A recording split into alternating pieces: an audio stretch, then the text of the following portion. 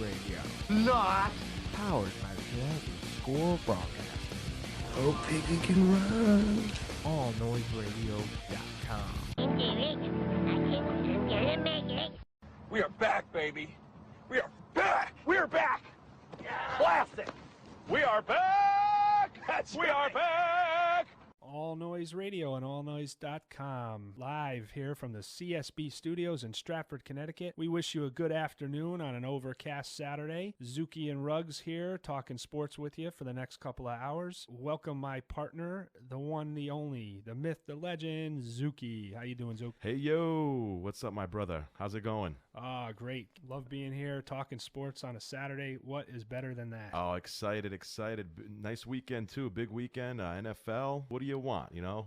It's a loaded sports weekend. Excited. If you're a sports fan, you know, it's very exciting. Love this time of year. Oh, yeah. So much going on. Weather just starting to get a little crisp at night. Yeah, I like it. I'm kind of over the summer. Enough. Yeah. Right? We had enough of the summer. Let's get a little fall in there. Agreed.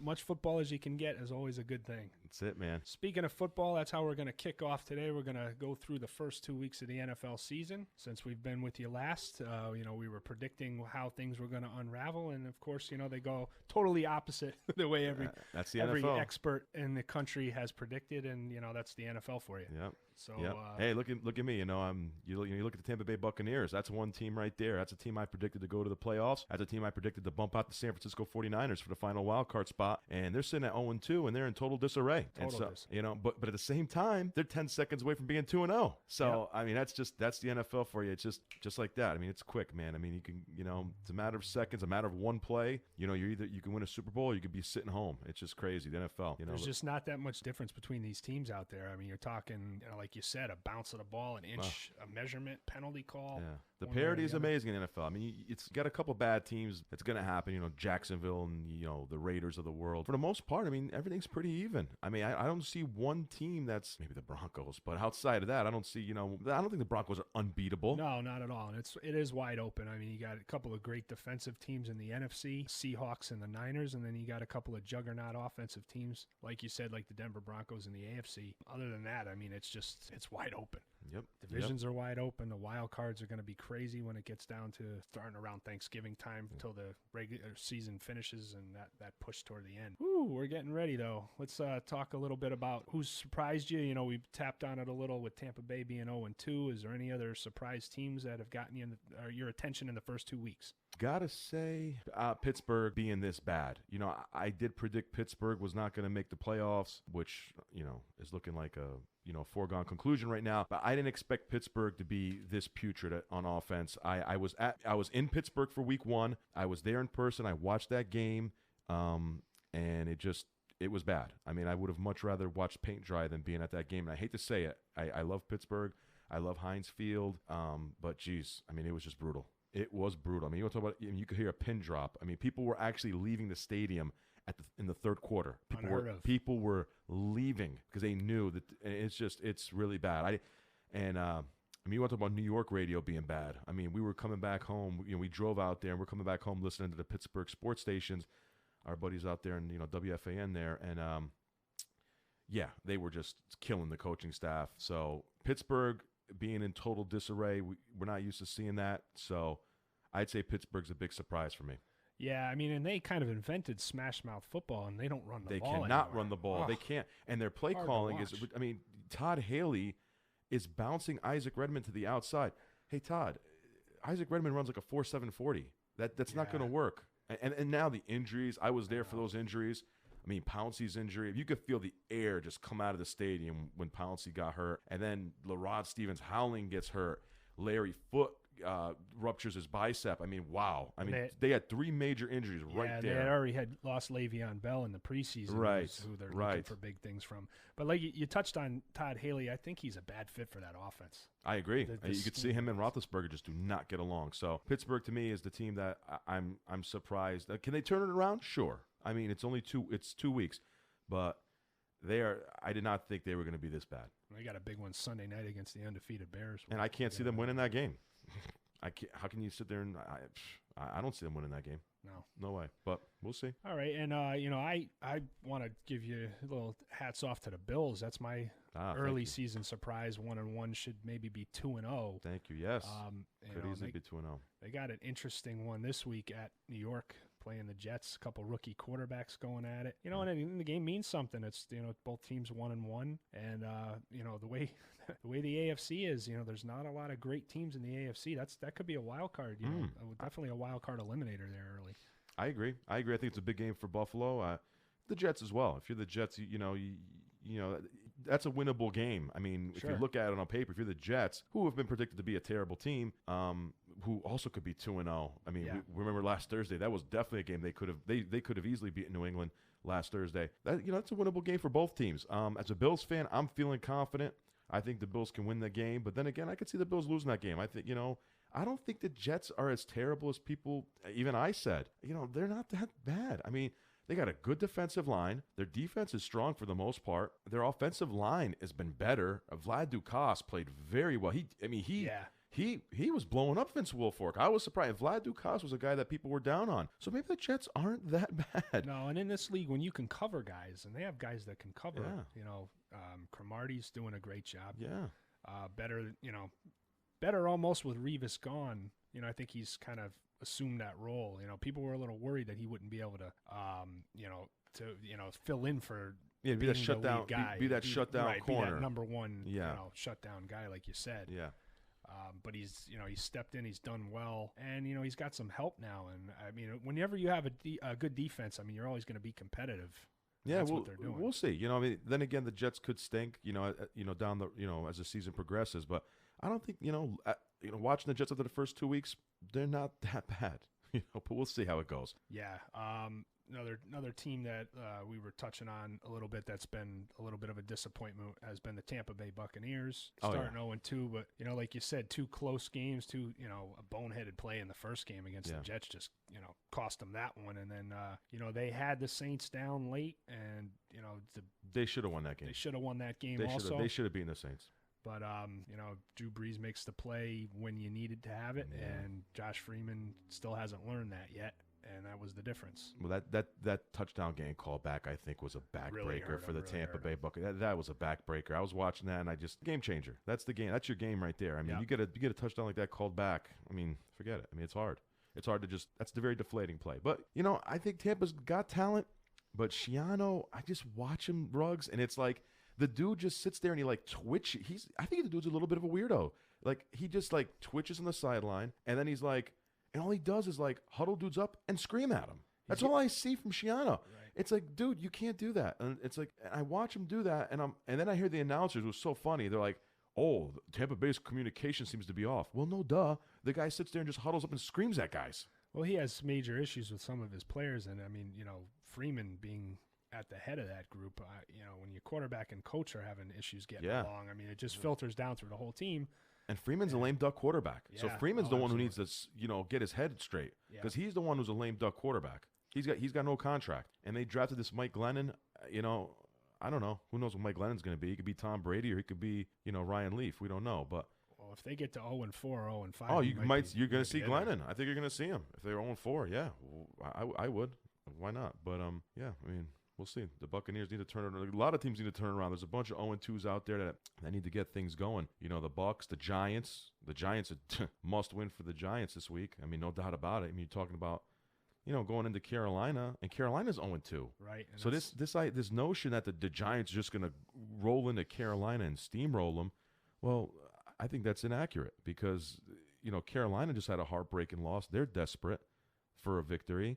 And I don't think the Giants are just going to go in there and steamroll them. They better be careful. This is a game the Giants better bring their A game, because if they think they're just going to win just because they're just going to show up and they're going to win, well, they're sadly mistaken. Well, because Carolina, also another team with a good defense. I mean, they really held Russell Wilson and Seattle down in week 1, and then they gave up the touchdown late to Buffalo, but up until then they had played pretty well, and it was I agree. Another team I was there. I saw another story of mine, because I was there last year in D.C., and when the Panthers played the Redskins, it actually ended up being the Redskins' final regular season loss, and they shut down RG3. They shut that offense down. That defense is the real deal. I like Carolina's defense. They're not that bad. No. So, again, this idea that the Giants are just going to go there, show up, and steamroll them, they better be careful. They better show up and play, because Carolina is not just going to lie down, because they're 0-2, and they are desperate for a victory as well. And they're home. The home crowd's going to be into it. Cam Newton's – yeah, and listen, we all remember what happened last year too. The Giants crushed them last year. You don't think they remember that? I'm sure Carolina's going to be motivated. They remember that game. Believe me, they remember what happened. They were embarrassed. They were humiliated last year on Thursday night. So believe me, Giants better be careful here. Giants better win. They better not be complacent here and look at their 2 Super Bowl rings and say, oh, we can win anytime we want. Well, and like you said about the offense, Eli Manning's taken a lot of abuse on the airwaves about that the guy's losing it. He can't win anymore. Interesting that a guy with the 2 rings is catching so much flack.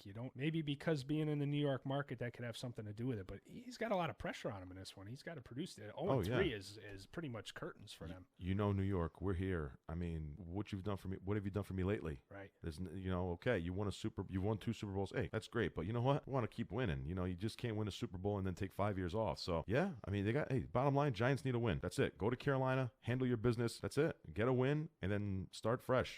Get your win under your belt and then go from there. But the Giants this week, like I said, I'm sorry to beat a dead horse, but they better be ready to play some ball tomorrow, because I got news for you. The Panthers are gonna be ready. The Panthers are they're gonna be ready. And they get pressure on the quarterback. Their front 7 is great. Kuechly is a beast. He is something else. He is something else. I like that kid a lot. Now, he's drawing comparisons to Ray Lewis. That remains to be seen, but he's solid. I mean, the only slight weakness they have on defense is their secondary is not great, but it doesn't need to be when they get so much pressure on the quarterback. They don't need to cover for as long. It really helps. So, very interesting game. Yeah. And there's a couple other ones, we'll touch on when we get into the Week 3 segment. We're going to go take a quick break now, and we'll be back. We're talking more football. What's better than that? On All Noise Radio. Do you suffer from shyness and almost always feel awkward? Do you sometimes wish you were more assertive? If you answered yes to any of these questions, ask your doctor if tequila is right for you. Tequila is a natural and safe way to feel better about yourself and your actions. You'll notice the advantages of tequila 3 to 4 shots deep. Women who are nursing or pregnant should not use tequila. However, women who wouldn't mind nursing or becoming pregnant are encouraged to try it. Side effects may include loss of control, loss of money, loss of clothing, loss of virginity, and a desire to dance on tables and sing karaoke. It may also create the illusion that you are better, faster, tougher, smarter. It may also play a major role in getting your ass kicked. Call your doctor about Bring the noise! All Noise Radio. Like Flavor said, that's how these songs to kill the noise. Powered by the Connecticut School of Broadcast. The noise you can ignore. Pay attention! Welcome back on All Noise Radio and simulcasting on allnoiseradio.com. It's the Zuki and Ruggs Show, and we're still talking football because there's nothing better than talking football in the fall time. Yeah. That's it, man. It's a piece of Americana. This is America, people, isn't it? Absolutely. Football, fall, and it's America, man. And there was a big game Thursday night between the Chiefs and the Eagles. Oh, yeah. Andy Reid homecoming. Yeah, and you know what? Kudos to the Eagle fans who gave him a hell of an ovation. They welcomed him back with class and good. You know what? Hooray for the Eagle fans! They all did the right thing. Good for them. And they also welcomed back Donovan McNabb. And another classy gesture by the Eagles and their fans. He got a warm welcome as well. I got to give it to the Eagle fans. They did a nice job, man. They did a nice job. I didn't really care too much for booing the Chief players when they were injured, but that's Philadelphia for you. But, well, you can't expect everything. But they did a nice job with Andy Reid and even Donovan. They did a nice job. Kudos to the Eagle fans and the Eagle organization, because those guys work successful together. Albeit they didn't win a Super Bowl, but you know what? Those guys, year in, year out, were contenders. 5 straight NFC title games. Man, oh man! I mean, come on! I mean, that's a hell of a run. Yeah. For any organization. I know. It's disappointing they did lose 4 out of the 5 NFC title games, 4 of which at home, I believe. I think they lost 4 at home, or no? They just lost 4. No. They lost 1 to the Rams. Yeah, 1 in St. Louis. Yeah. So they lost 4 out of 5 NFC title games, but I know which one they did win. Yeah, against you guys. That's right. With Michael Vick, ironically enough. Yeah. But 26-16 Chiefs. And, they look far superior on the field. I mean, the biggest difference, the talent, I will say, I think is superior on Philadelphia's side of the ball, but they made 5 turnovers, the Chiefs made 0, and that's how the Chiefs can win. That's what the Chiefs are doing now, Ruggs. That's their game with Alex Smith. It's a bend but don't break offense. Jamal Charles is their guy. That's their main guy. He's what makes the offense go. Alex Smith is just your prototypical West Coast offense general. If it's not there, get rid of it or run. That's what the West Coast offense is, man. It's a couple reads. If it's not there, you either take off or you throw the freaking ball away, and that's what Alex Smith's done. He's done a great job with that. Jamal Charles is just, again, proving that he's a phenomenal back. I mean, the guy last year had about 2,000 all-purpose yards on a 2-14 team. This team is much better this year than they were last year. Their defense is just very good. Chris Houston, Tabahali, Derek Johnson. Eric Berry's back. Yeah, Derek Johnson. Eric Berry's back. Remember, he got hurt early last year in the season, which was a big blow to the Chiefs' defense last year. I think they're the real deal. Now, are they going to be hoisting up the Lombardi Trophy? I don't think so, but they are the real deal. And congrats to the Chiefs. I mean, I tell you that they're proving what today's NFL is, man. In 1 year, you can go from worst to first in 1 year in the NFL, man. So, yeah, Chiefs are doing a great job. If you're a Chiefs fan, I got a buddy of mine that's a real good buddy of mine that's a Chiefs fan. He's stoked right now, and you have every right to be. You have every reason to be. And on the other side of the ball, hot start for the Eagles week 1. Lighting up the FedEx Field there against the Skins, and now a couple of weeks of some subpar play.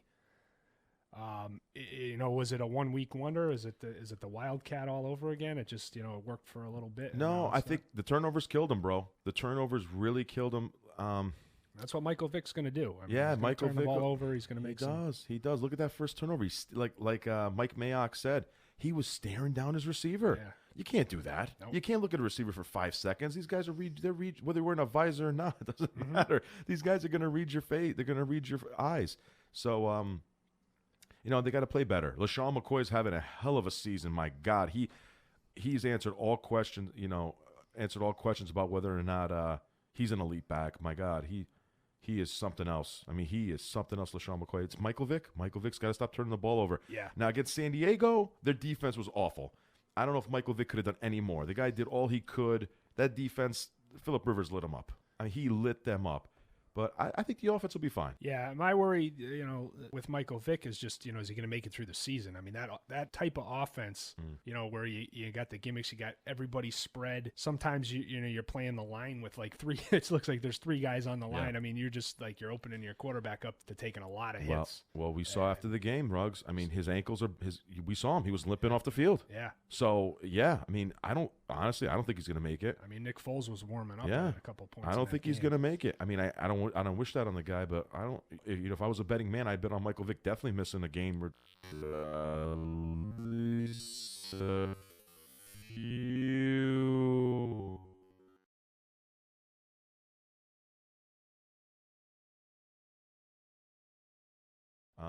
But yeah, you're right. I mean, that kind of offense, he ran all over the field. He ran for 99 yards. He had a great game on the ground, but he takes a lot of hits. He takes a lot of hits, takes a lot of punishment, and it's a good thing they have a long break this week coming up Philadelphia. So, but yeah, I don't think he'll make it through the whole year. Yeah, to get ready for the Denver Broncos. Oh yeah, into the frying pan. Yeah, from the frying pan into the fire, right? You got it. And we talked briefly during the break about McCoy. How scared we were when he was holding his lower leg there. Oh my God, how crazy was that? But then he busts off a big touchdown run. In the second half.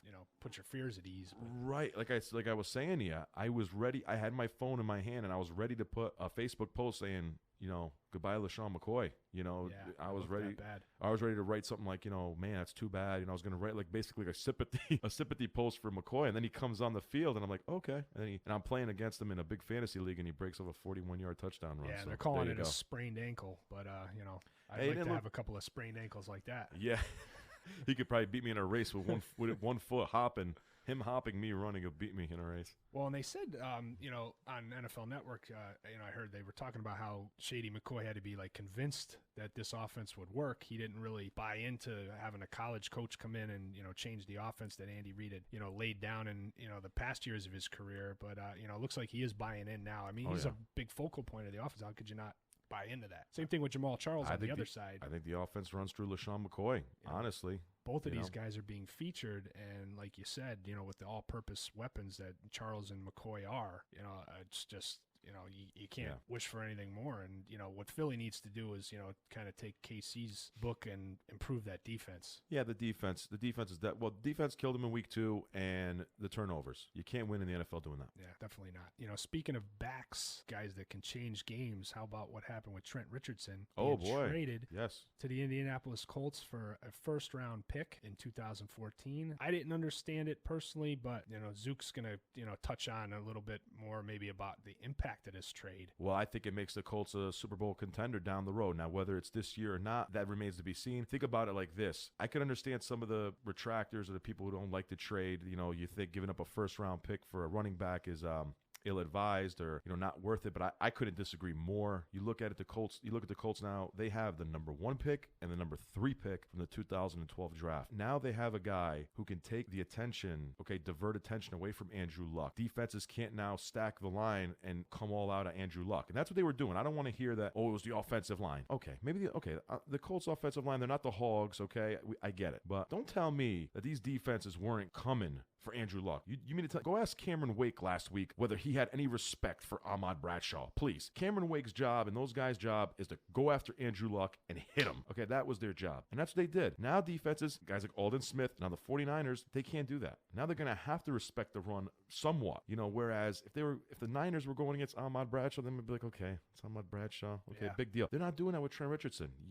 Trent Richardson's a solid back. Is he a great back? Is he elite, quote unquote? That remains to be seen. I can't answer that. Is he explosive? Is he Jamal Charles, LaShawn McCoy? No, he's not. I can't sit here and tell you he's those two guys. Those guys we saw on Thursday night are explosive backs. Okay, we saw that. They put that on display on Thursday night. That's not Trent Richardson's style. He's a tough runner, though. But he can be a ground and pound guy. He can wear down the defense. And then what happens, Ruggs? We all know it. Defenses, when you hit these guys, they start respecting the run. And as soon as Andrew Luck goes to put that ball in the Trent Richardson's gut, they think, and then all of a sudden, whoop, play action, and it opens up the passing game. It's pretty academic. I don't understand why people are killing this trade. On the Colts end, in my opinion, I think the Browns have set their franchise back yet again. If you're a Browns fan, I'm sorry. How many times can you hear it now? Next year. Yeah. We're building for next year. I mean, why draft this guy then? Yeah. Why draft him? You know your team was crap, and then you draft the guy to be your franchise.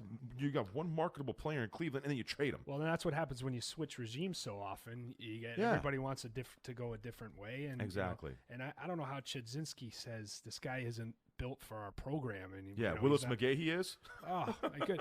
They play in Cleveland. You ground and pound there. You're playing in the division with the Ravens, the Steelers, the Bengals. I mean, in cold, terrible weather. Exactly. You got a quarterback that doesn't have a big arm. Does not have a big arm. Brandon Weeden stinks. You have to run the ball, and you have to have a tough runner. So you're going to go and get injury-prone Willis McGahee. Yeah, and give up Chris on Trent Richardson. Ogbenaya. I'm sorry. The Cleveland Browns are, with all due respect, they're a crap franchise. I'm sorry. Now, they are. If the Colts finish where they finished last year, in the wild card, around the 20s, and that's where your draft pick's going to be. What are you going to get at that pick? Yeah. Oh, and this idea that it's a valid idea. This idea that we can draft a offensive lineman there. You should build somewhere else. Offensive linemen don't bust. We've seen them bust. They're no guarantee. And in the 20s, they're all gone anyway. This idea that we can draft them. Please go back to the 2013 draft. Okay, wasn't something like 8 out of the 10 first picks were offensive linemen? I remember that. Who was the number 1 pick overall this year? An offensive lineman. So don't give me we could get an offensive lineman at 20. Now, Zook, please. Would you not be happy right now if you were a fan of the Cleveland Browns and you had Trent Richardson in the backfield still, and then you had Julio Jones as a wide receiver, because they had both of those guys and they gave them up for draft picks? I'm sorry. I still don't know a lot of these draft picks they even got, who they ended up becoming. Yeah, nobody that's making I'm sorry. headlines. With all due respect, the Cleveland Browns are just a crap franchise. Honestly, they suck. I'm sorry. They suck from ownership to coaching to players. They suck.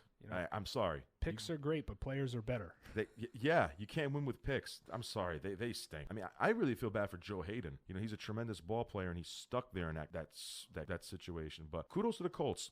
Hey, they are such a well-built organization. That old saying who said that? Jerry Krause, the former GM of the Bulls. Mm-hmm. Organizations win championships. And you know what? The Colts are just such a well-run organization. To make a trade like this, kudos to the Colts. It's a good move. I don't care what anybody says. Now they have a young core. You have Luck, Trent Richardson. Okay, Reggie Wayne's you have Kobe Fleener, who I think is going to be an excellent tight end. You have T.Y. Hilton, who I love at a wide receiver. You've got a nice core there. You can build after that. I like the Colts and the way they're going. So kudos to the Colts. And Irsay, a lot of people, don't care so much for his outspokenness. Maybe, he likes to tweet everything out there and Jim Irsay. do a lot. But the guy is very involved and cares about the organization, and he does good things for his team. He's a great owner. He's a charismatic owner. I like Jim Irsay. You need owners like Irsay. I like him. Yeah. I don't care. I like him. And the guy wants to win. Right. You don't want a businessman wants to win. that just wants to turn profits. He loves the Colts. It's a family-run business. The guy wants to win, and he's a dedicated owner. I wish I had an owner like him. Kudos to the Colts. They're doing a great job. I mean, their transition from Peyton Manning to this regime has been seamless. They've gone right to Andrew Luck, and now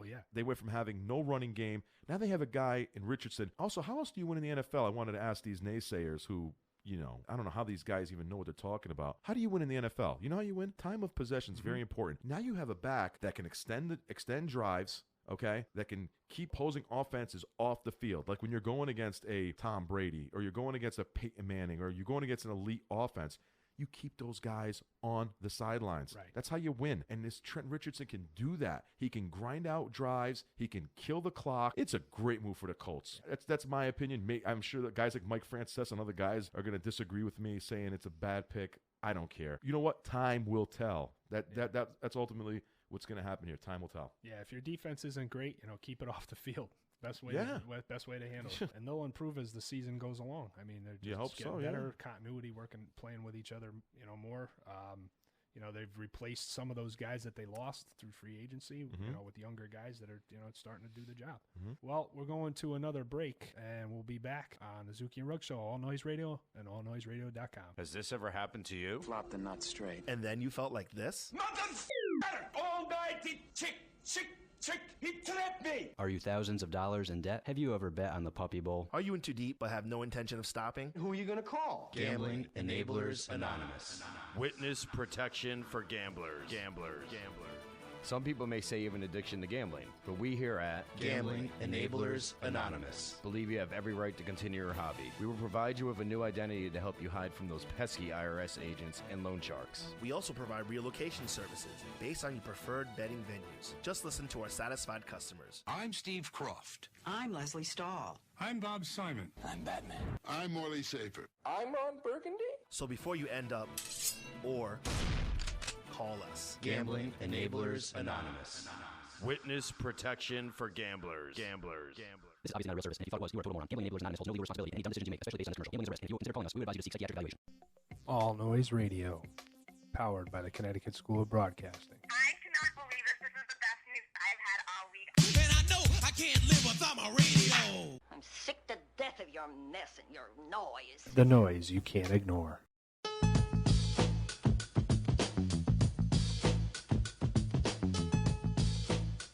Back on the Zuki and Ruggs Show, and we're still talking NFL because there's just so much to get through. We're previewing the Week 3 matchups. We already hit on the Thursday night game, so we're going to go through what you'll see on Sunday and even Monday night. And we're going to start just in the order that I have them written down here.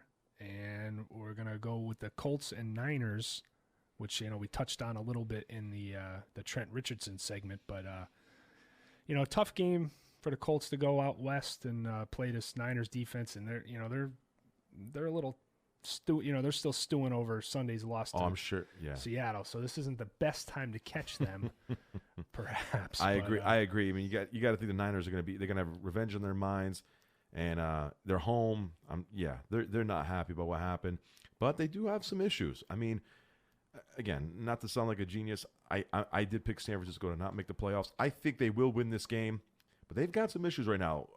Although I'm hearing now that the Niners are not going to discipline Aldon Smith, still a distraction. Yeah, look into that what you will, But they've got some issues too. Vernon Davis now with the hamstring, that's a huge blow to them. Of course, obviously we all know they're missing Crabtree, and that's a big blow to them. If Vernon Davis doesn't play, and now of course with Delaney Walker being in Tennessee, that's a big blow to that offense. But again, I still think their defense is going to help them let's see what Trent Richardson does.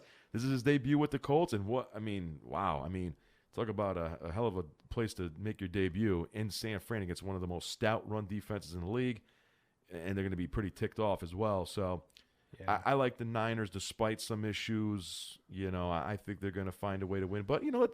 This is going to be a good game for the Colts to see what they're made of. Good test for Andrew Luck. Yeah, exactly. A good test for the Colts. Let's see what the Colts are made of. Let's see if Trent Richardson does contribute anything in this game, which I wouldn't read too much into it, even if he doesn't. I mean, Pagano says he's going to play him. Oh, why not? Why not? He needs to. Out there. He needs to. I mean, with Ahmad Bradshaw, Donald Brown, I mean, he needs to get out there. So, he'll be out there, and let's see what the Colts are made of. This is a big game for them as well. They can show people, hey, we're for real. So I don't think it's going to be a blowout by any means. And I think the Colts are going to play okay. But I still like the Niners. I do too. I'm concerned a little bit about the Colts defense more than anything. Stopping Colin Kaepernick in that offense. They got to get pressure. And it's a tough, it's a good offensive line. The Colts, they're far removed from the days of Mathis and Freeney of getting after the quarterback. They don't do it well anymore. They're they're building with young players. They rely a lot on their linebackers and their secondary kind of keeping them in the game. And it's a tough way to beat Colin Kaepernick. Yeah, the problem's going to be, stopping Kaepernick on the ground. I think, maybe you can contain him on the air there, via the passing game. But I think where his biggest intangible, and I think it's going to be a big problem for the Colts, is when he starts, bouncing to the outside, and he starts running. That could be a problem for the Colts. Right, that zone read really could be, could wreak havoc in that Colts defense. Yep. But, like you said, I think it'll be closer than a lot of people are predicting. But, I still like the Niners in that one. Another 4 o'clock game coming up is the Falcons and Dolphins, and that's a big one. Hell of a game. It's gonna be a good game. I'll take it from the Falcons' perspective first. They're really banged up. They got Roddy White's not playing at 100% or even close. Nope. Julio Jones is still listed on the injured list as a probable. I mean, he had a huge game last week, so I'm not too worried about that. But Steven Jackson's out, Sean Witherspoon's out, and for a while it looks like. I just don't know if they have enough healthy bodies to get through this game. Yeah, and the Dolphins are much better than a lot of people. Yes, thought Dolphins are good. Dolphins are good. Dolphins have a solid team. Looks like their money's paying off.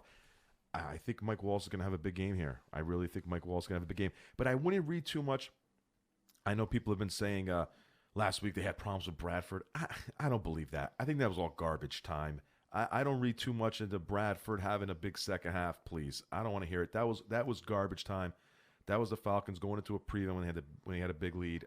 I'm not sold on that. I won't read too much into that. But the Dolphins are a solid football team. Their running game is, iffy, but now the Falcons have some injuries. I still like the Falcons. I think the Falcons will find a way to win this football game. But it could be a sloppy one because I think Atlanta's defense is not terrible. I think they'll be focused. They'll be focused on trying to contain Mike Wallace, and I think they'll find a way to win the game. I think it's going to be an excellent game. I do too. I think it could be last team with the ball wins. Like a 20-17 type of game. Somebody's going to kick a late field goal. Mm-hmm. I'm taking the Falcons also. I just think, if it really boils down to it, you got Matt Ryan against Tannehill. Ryan's done it and been there a couple more times, and I think that might be the difference. And you still have, you got to expect one big play out of Julio in the game that could really hurt, Miami, but I'm not feeling great about it, definitely going into it. Next game we have is the Bills and the Jets. We're going to some of the 1 o'clock games now. Whoop, whoop. Can I say big game here? I'm shocked. I thought this was like, when I saw this game at the schedule at the beginning of the year, I'm like, at least get it out of the way early. This terrible game. But I still feel that way. But it could be really, really ugly and hard to watch, but it might be a great football game, and you might actually hear the popping from the stands. I mean, this is going to be.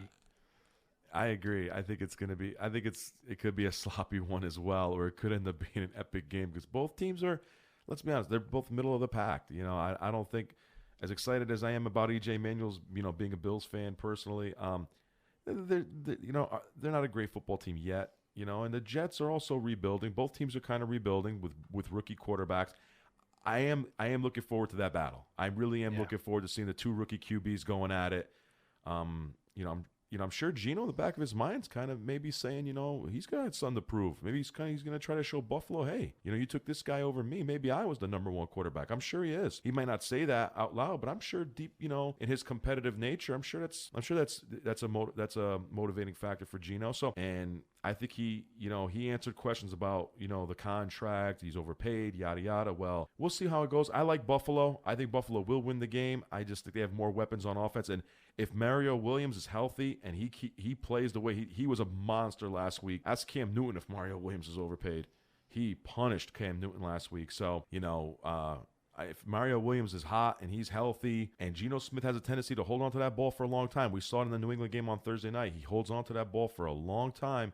Yeah. If that, and which could happen again, because unfortunately the Jet receivers, they stink. And if I don't think Santonio's playing, it looks like, is he playing? I didn't check. He's listed as doubtful. Yeah, he's out. Yeah, that's what I thought. So now you got no Santonio. Jeez, I mean, you're looking at Clyde Gates and Jeremy Curley. Come on, those guys are gonna be covered. And if he's holding on to that ball, he's gonna get to know Mario Williams very well. So I like Buffalo for those reasons. They just got better playmakers, and I think the defense is not that bad. Yeah, I'm going to take the Bills also.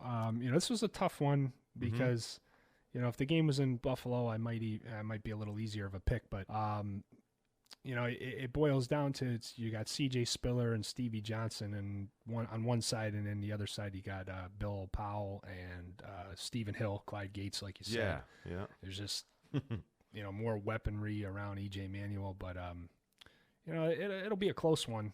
I agree. Games that are close. That's kind of the Jets' formula for success this year, if they're going to have any.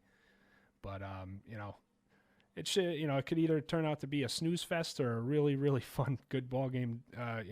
Because I think you're going to have young quarterbacks selling out, playing as hard as they can, back and forth, and it could be one of those that comes right down to the wire. Yep. All right, another early start. We got the Packers going to Cincinnati to play the Bengals. Great game. And that's one of the highlight games of the week, I think, for me. Agreed. I agree.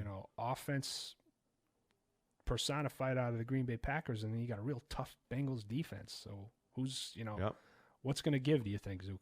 I like the Packers. I still think the Packers will win this game, but I agree with you. I think it's going to be a tremendous ball game. I think it's, another good test for another young team in Cincinnati. I think that I'm sure Andy Dalton's going to be, motivated and fired up to try to win this football game and, going toe-to-toe against Aaron Rodgers. And I do think A.J. Green's going to have a big game. I can't see the Packers being able to stop A.J. Green, or even, for that matter, Mohamed Sanu or guys like that. I think Cincinnati's going to have a good game. Let's see if the young man, Giovanni Bernard, who put on a show on Monday night against a tough Pittsburgh Steelers defense, let's see if he can, cut up the Packers defense. He's hot right now. I think it's going to be a tremendous ball game. I think Cincinnati's a very talented team. So I think it's going to be a great ball game, but Aaron Rodgers is just so damn good. And, I don't know if Cincinnati can just stop those guys. They're just so good. But again, it's going to be a close game. I'm excited to see the game. I like the Packers in about a field goal game, something like that. Like a 20, it could be a 27-24 type, 27-21 type game like that, maybe something like that. Yeah, I'm actually taking the Bengals here. I agree almost with everything you said about how the game's going to go. Just I think the Bengals will pull it out. I think in a 2-minute drill with that Packers defense, they have a lot of problems stopping people. And, if the Bengals, if their defense plays well and they can, hold down the Packers and play, field position, even with some of the games late, they can end up being that team that has the ball at the end of the game. And Dalton, he has a lot of detractors. He doesn't have a huge arm, but he's a good game manager. And if you put him in a 2-minute, 4-minute drill, whatever the case may be, coming down, now that he has, a running game behind him, and he's got some, really good tight ends, Eifert and Gresham are, that's a good tandem. And I like their chances of pulling it out. I just have it's more of a feeling call there. I mean, obviously the talent is better on with Aaron Rodgers and that offense, but I don't trust the Packers defense. I think when they really need a stop, and I've watched them this year, I mean, they they dominated Griffin last week in the first half of that game, no question about it. But, they didn't do well in the playoffs at the end of the year. They didn't start out great against Kaepernick in week 1. And, I don't know if they can get off the field at a crucial time in the game. So I'm going to take the Bengals. I wouldn't bet the mortgage on it, but, I'll take them in a close one. Well said. I agree.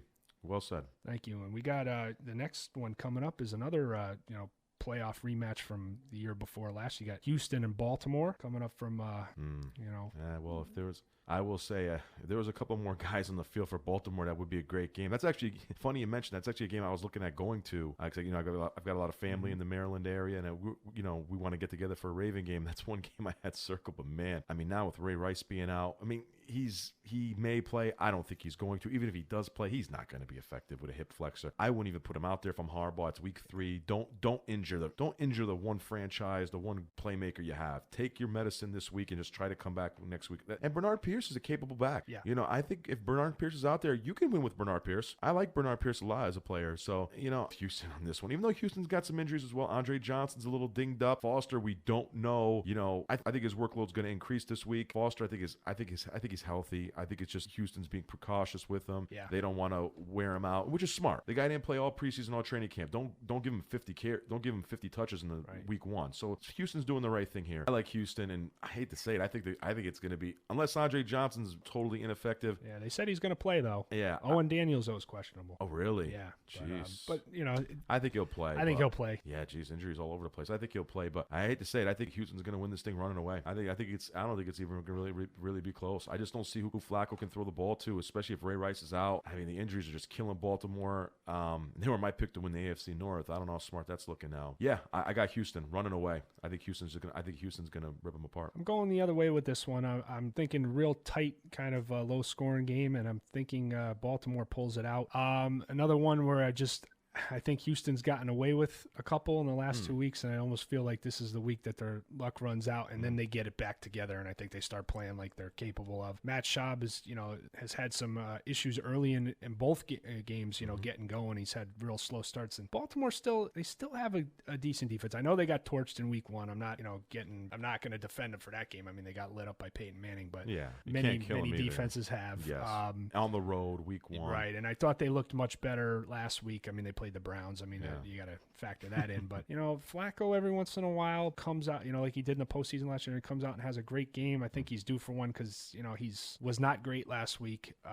Pierce, like I said, he can get him through the game, I think. And, Torrey Smith can maybe burn him deep once. And, the game is in Baltimore. It's not the easiest place to play. Crowd will be really up for the game. I'm more of a feeling on this one. I'm just taking the Ravens in a tight one. Okay, and we're going to take a quick break here. We'll come back with the rest of our picks and finish off an exciting week 3 of the NFL season here on the Zuki and Ruggs Show, All Noise Radio. Do you look like Miley Cyrus? Do you suffer from Nasatol? Well, we have the solution for you. Introducing the Twerkulator. Within moments, you too can be the twerk queen of your block. If you buy now, we will include a CD of today's hottest top 25 twerking jams and 2 additional replacement booty bands at no extra charge. Look, she bending over. Lord have mercy. The Lord is my shepherd. He know what I want. So what are you waiting for? Get your booty off the couch and into the Twerkulator. Don't wait a minute longer to better those buns. Log on to www.twerkalator.com to order now. That's www.twerkalator.com. This product does not guarantee a donkey booty. You are responsible if you are run up on in a club while twerking. Do not use this product in front of a large group of males. Not recommended for use in prisons or jails. For best results, maintain a balanced diet and exercise. It is your destiny. Powered by the Connecticut School of Broadcasting. It is unavoidable. All noise, all the time. You don't know the power. Back on the Zuki and Ruggs Show on All Noise Radio here at the CSB Studios, and we're continuing with our picks here for Week 3 in the NFL season. Next one we got is Detroit and Washington, and paranoia is running through Washington. They have to have this one. Are they going to get it against the Lions? Jeez, I say no. I think that I don't like them. Unfortunately for the Redskins, I just think I can't see how they stop Megatron. I don't see how they're going to be able to stop these guys. They're getting no pressure on quarterbacks. They're getting no sacks. They're not doing anything on defense. The offense is just It's terrible to watch. RG3 clearly is not. I'm sorry, the guy's not ready to play. I hate to say it, the guy's not ready. I admire the guy's resilience and trying to get back on the field, but clearly he's just not helping the team right now. I think Detroit's going to win the game. I just, like I said, I think too much Megatron. Reggie Bush might be out. He's iffy on this one. I don't care. I think Joique Bell's a very capable back. He's a good playmaker. And I just think Detroit's just going to be too much for them. I hate to say this name. I know it's kind of taboo, but I think Ndamukong Suh is going to give the Redskins fits. I think that the Lions front seven is going to give them fits. I like the Lions. All right, if this game was in Detroit, I would no question take the Lions. I think it'd be a big time win. The Lions are not the same team on the road. I don't know why, because obviously they have Calvin Johnson, and Stafford's a capable quarterback. I'm taking the Redskins because I think they have to have the game. I can't see them being 0-3. They've been putrid in the first two games. I mean, it'll get ugly at the stadium if they have a bad start, though, and they get down. If they get down early, I mean, they're in big trouble, but I'm just going to take the Redskins anyway. They haven't played like anywhere near where they need to back that statement up, but I'm just taking them because they're desperate. And I mean, their players are still the same players they had when they went to the playoffs last year. So if they just, can finally figure out how to step up and play like it, they certainly have the talent to win the game. So I'm taking them, but I think it'll be a close one. And speaking of what I think will be a close game, you got the Rams and Cowboys. Another game. I think that's going to be a real, real good one. I agree. I think it is going to be a tight game. Very underrated game. It's one game you look at like it's not very sexy. You look at St. Louis, Dallas, but I think it's a game. Again, we spoke earlier about the Giants, Panthers. Cowboys better be careful. This is a game they could easily slip up and lose. I like the Cowboys. I think the Cowboys will be able to win the game, but especially coming off a tough loss in KC, which maybe doesn't mean anything. I like Dallas. I think this is a game they'll win. Wow, dissension in the ranks today. I'm taking the Rams. These are the games that seems like once a year the Cowboys lose. Mm-hmm. They have a home game against a team that they're superior than on the field in talent, and they let it get away. I'm a little iffy because they're coming off of a loss. Had they beaten Kansas City last week and been 2-0, I would have felt even better about the Rams winning. But I think the Rams' defensive line will give the Cowboys' offensive line a lot of problems. That's the one weak part of the Cowboys is they don't have great protection on for the pass, and then they don't run the ball at all either. And I think that's the Rams' strength. Romo's got to get rid of the ball, or he's going to have a long day. He's going to have to make good decisions too and not turn it over. That's the only way I think the Cowboys will get a W here. So I'm picking the Rams. I think that they'll make enough mistakes, and Bradford will have a big game and they'll win. So we got San Diego and Tennessee coming up. Another one that's maybe not a sexy matchup. No, but I tell you what, you asked me earlier, a team that's been a surprise, and I'd be remiss to say if San Diego's been a tremendous surprise. I didn't think Phillip Rivers has been resurgent with Mike McCoy, who was just an excellent offensive mind, and he's just really regenerated Phillip Rivers' career. Like what I'm seeing from the Chargers. Ryan Matthews, the running back, he needs to get it going. And Tennessee, I was there. Their defense is tough. I was there in Pittsburgh week 1. Tough defense. Not that bad of a football team. Not a big Jake Locker fan personally, but Chris Johnson is obviously, we know he's a solid back.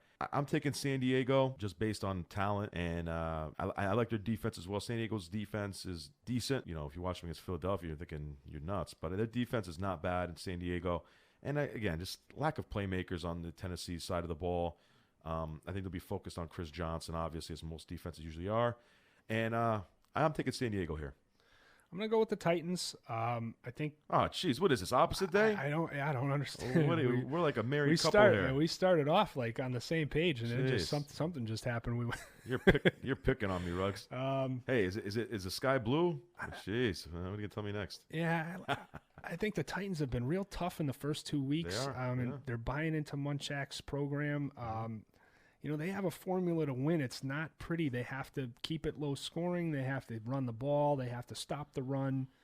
All those things I think they can do against San Diego. If Phillip Rivers is on like he was last week, or even like he was early in the week 1, the first 3 quarters, they don't have a chance. I mean, San Diego's going to blow their doors in, but Floyd could be a big injury for them. Yeah, and they're going to miss him.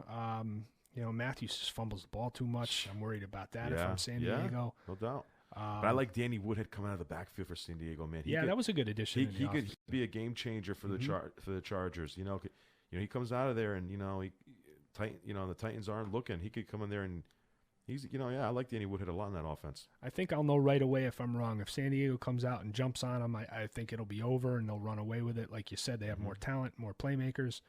But if the game's 3-3 after the end of the first quarter, I'll feel a lot better about Tennessee's chances. And I'm just gonna. Again, I don't like picking a lot of games on feelings. I just seem like I'm doing it this week, more than normal. There's some real, kind of toss-up matchups. Yeah. Then we got Tampa Bay and New England, which I don't think is such a toss-up matchup.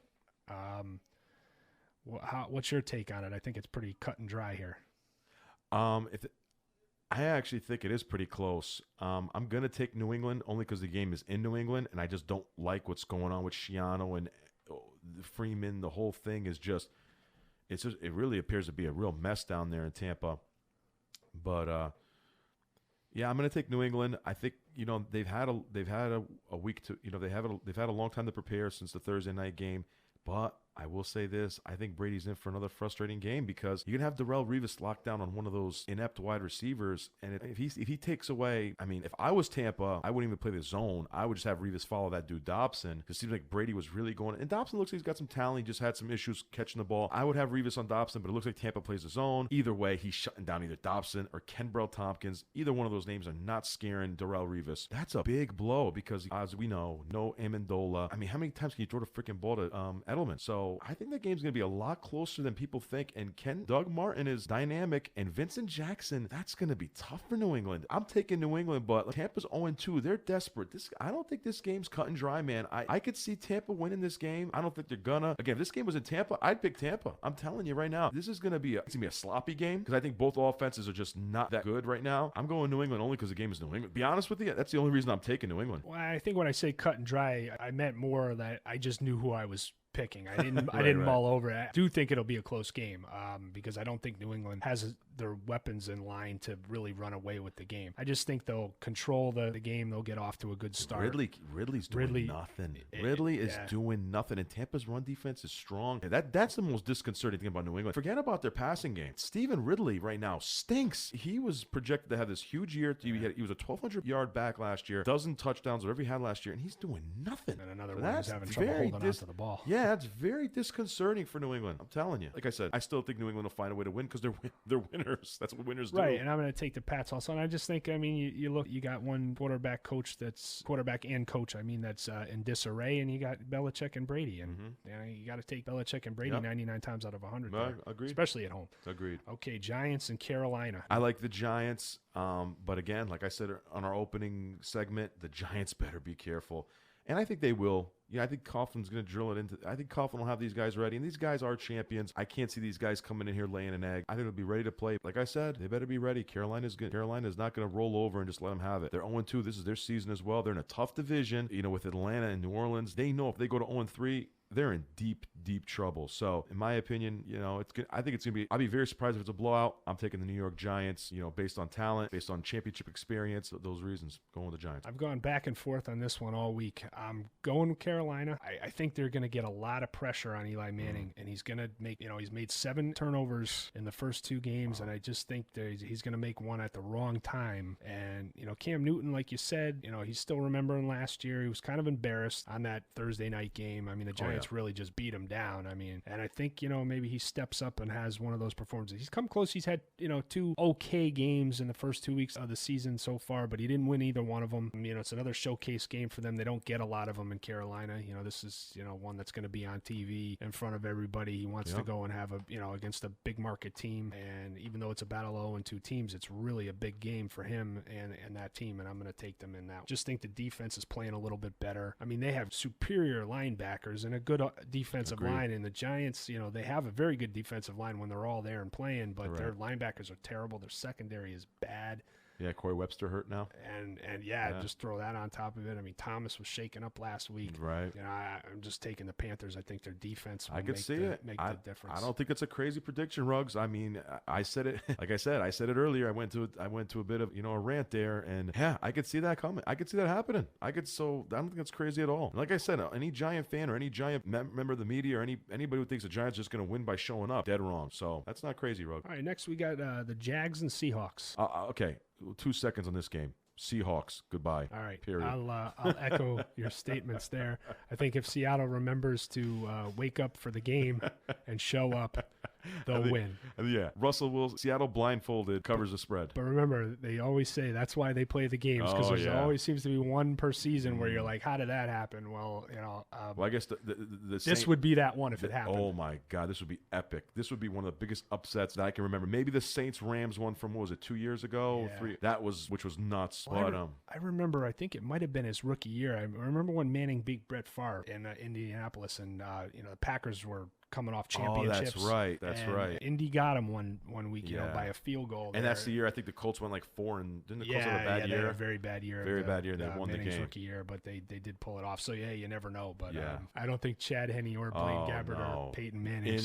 No, that game could get ugly real quick. All right, next we got the Cleveland Browns and Minnesota Vikings. Well, you know how I feel about the Cleveland Browns. I mean, I've already said that. Minnesota, I mean, they're 0-2 as well. They need a win in the worst way. Minnesota's going to come out motivated. They're going to be ready to kill. Yeah. And Cleveland, I don't care. They're just going to – I can't say anything positive about the Cleveland Browns. Third-string quarterback, Chris Ogbanaya, please. I think this game, if Minnesota doesn't win this game, I think Leslie Frazier should just join, get right in the unemployment line. This is another game that should be running Minnesota running away. Yeah, I mean, I actually was going to take Cleveland early in the week before the deal went down and injury issues with the quarterback, which, I don't love Brandon Whedon by any means. I like Jason Campbell less. No Trent Richardson now. It's not even Campbell. I think it's Hoyer. Oh, they're going to play. They are going to play Hoyer. Hoyer's starting. Campbell. Yeah. That may be better for Cleveland, actually. Yeah. But, they have a good defense, really, even though it love Joe Hayden. They gave Miami and Baltimore trouble at least for 2-3 quarters before they went down. Yeah, I mean, they only give up 14 to Baltimore. Yeah, I mean, come on. So I really was tempted to take them. I don't think Minnesota's that great. I don't think their defense is playing at the level that they had been in previous years. But I'm taking Minnesota now with all the developments that happen. I think they'll probably win pretty easily now. Yeah, I agree. We got Arizona and the Saints. That could be a tough game. Arizona's got a solid defense, very good defense. It looks like Tyrann Mathieu was a steal for them right now. Very impressed with their defense. Carson Palmer's dramatically made that offense better. Big problem's going to be if Fitzgerald's healthy. Fitzgerald's got a hamstring issue. Can he be productive? That's going to be the big question. We'll see. I don't know if he's going to be Larry Fitzgerald that we're used to seeing, a healthy Larry Fitzgerald. I like New Orleans to win the game.